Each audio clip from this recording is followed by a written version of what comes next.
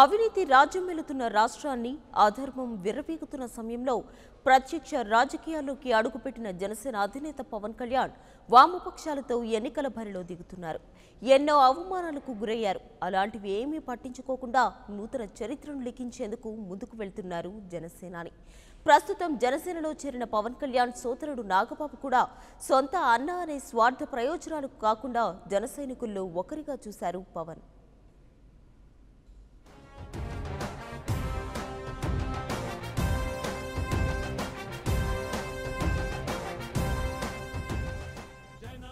అవినీతి అక్రమం రాజ్యమేలుతున్న చోట, అన్యాయం అధర్మం విర్రవీగుతున్న చోట, అణగారిన బతుకులతో అడుగంటిన ఆశతో సామాన్యుడు బతుకీడుస్తున్న చోట గంపెడు ఆశను నింపి రాజ్యలేని పోరుదారి చూపిన పార్టీ జనసేన.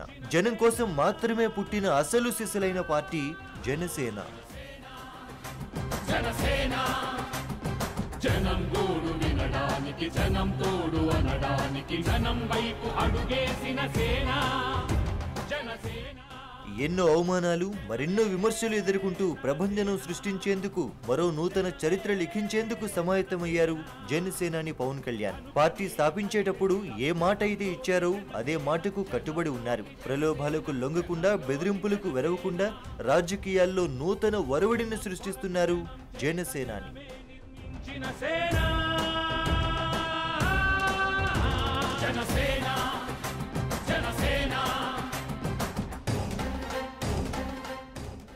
అగ్నికి వాయువు తోడైతే ఎలా ఉంటుంది?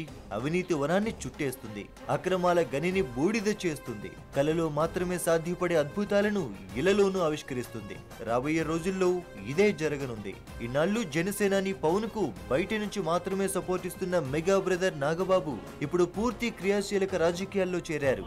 జనసేనలోకి ఎంట్రీ ఇచ్చి తమ్ముడికి అండగా నిలబడేందుకు సిద్ధమయ్యారు. పేరుకు మాత్రమే అన్నయ్యనే కానీ నాకు నా తమ్ముడే స్ఫూర్తి. జనసేనలో చేరిక సందర్భంగా నాగబాబు చెప్పిన మాటలు ఇవి. ఈ ఒక్క మాట చాలు జనసేనాని అంకిత భావం, ఆశయం ఏమిటో చెప్పడానికి. తమ్ముడిని తమ్ముడుగానే ఉండాలి, నాయకుడిగానే చూద్దాం. నేను నిజంగా అలాగే అనుకున్నాను. కానీ very grateful to my brother, because తమ్ముడుగా ఆలోచించిన ఓ పక్కన పెడితే అన్నిటికన్నా మించి ఒక గొప్ప వ్యక్తిత్వం ఉన్న క్యారెక్టర్ మా తమ్ముడు. ఎందుకు చెప్పగలనంటే ఇది చెప్పడానికి బహుశా జనసేనలో ఉన్న చాలా మంది కన్నా నాకే ఎక్కువ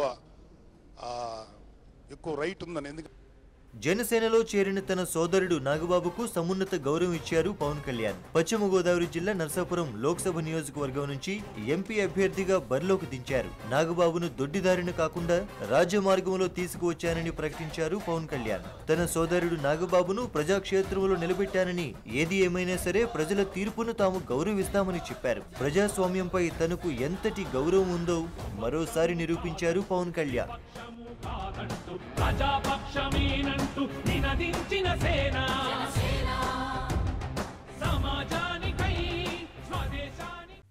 For more updates, please subscribe 99 TV Telugu.